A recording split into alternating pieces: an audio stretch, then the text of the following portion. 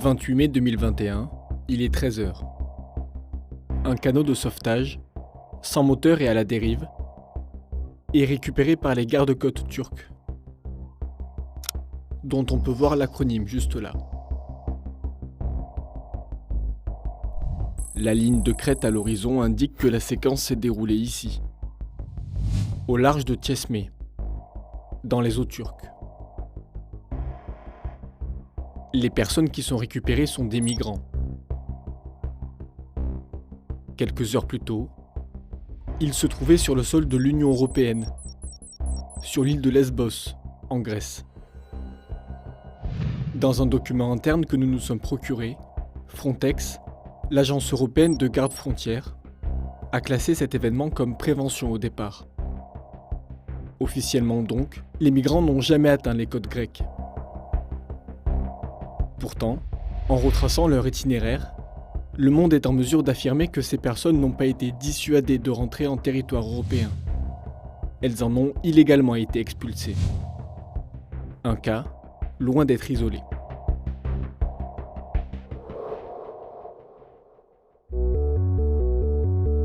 Plus d'1 million de lignes.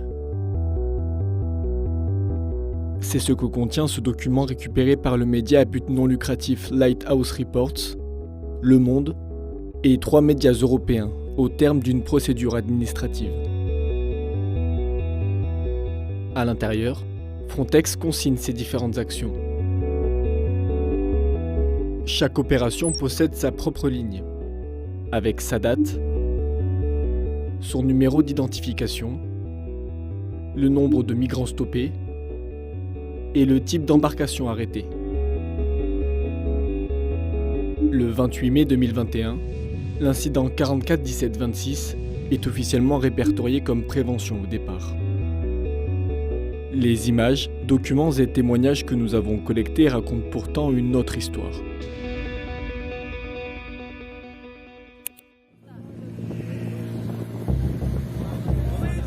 « 28 mai 2021, 6h du matin. Ce petit bateau à moteur, où se trouvent 49 migrants, se dirige vers Panagiouda, sur l'île grecque de Lesbos.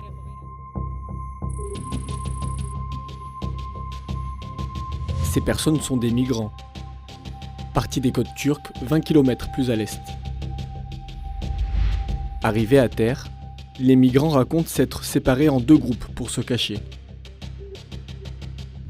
Un premier groupe de 17 migrants est repéré aux alentours de 14h, le jour même, puis emmené dans un camp. C'est ce que confirme cette photo, prise par l'une des personnes lors de son arrivée. Idem dans ce document interne du camp, qui indique le recensement de 17 migrants ce jour-là à Lesbos. Un tout autre parcours attend les 32 migrants, qui sont restés cachés dans la forêt. D'après certains témoignages, ce second groupe est lui aussi arrêté par la police grecque. Les 32 migrants sont sommés de monter à l'arrière d'un van, sans fenêtre. Ils prennent alors la direction d'une plage que nous n'avons pas pu formellement identifier. Parce qu'ils se trouvent sur le sol de l'Union européenne, ces migrants auraient légalement le droit de faire une demande d'asile. Mais ils n'en auront pas le temps. Une fois sur la plage, selon les migrants, 2 petites embarcations semblables à celle-ci viennent les chercher, pour les emmener sur un navire des gardes-côtes grecs, du même modèle que celui-ci. Aziz Berati, un migrant afghan, faisait partie de ce groupe.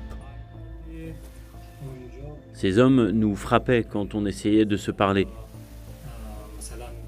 Ils nous tapaient dessus. Selon Ali et plusieurs autres témoins, les 32 migrants sont transportés pendant plusieurs heures sur le navire des gardes-côtes grecs, sans eau et sous le soleil. Puis forcés de descendre dans un bateau gonflable, sans moteur, sans gilet de sauvetage, à la dérive. Ils seront récupérés par des gardes-côtes turcs le même jour, près de Çeşme vers 13h.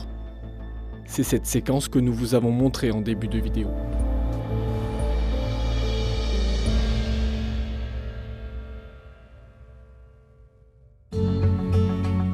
Officiellement pour Frontex, cet incident, enregistré sous le matricule 44 17 26, a été classé comme une prévention au départ, sans aucune mention de la présence des migrants sur le sol européen.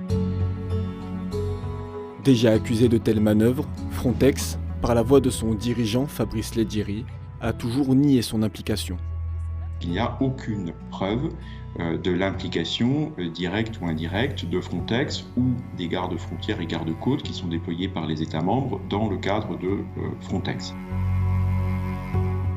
Ce qui s'est passé le 28 mai 2021 n'est pourtant pas un cas isolé. Selon l'enquête de Lighthouse Reports et de ses partenaires, entre mars 2020 et septembre 2021, au moins 22 incidents dans cette zone ont été classés comme prévention au départ, alors qu'il s'agissait de refoulement. En tout, sur cette période, au moins 957 personnes n'ont pas pu effectuer légalement leur demande de droit d'asile en Europe. 24 heures après la publication de cette enquête dans Le Monde et des médias européens, Fabrice Leggeri, le patron de Frontex, a annoncé avoir posé sa démission.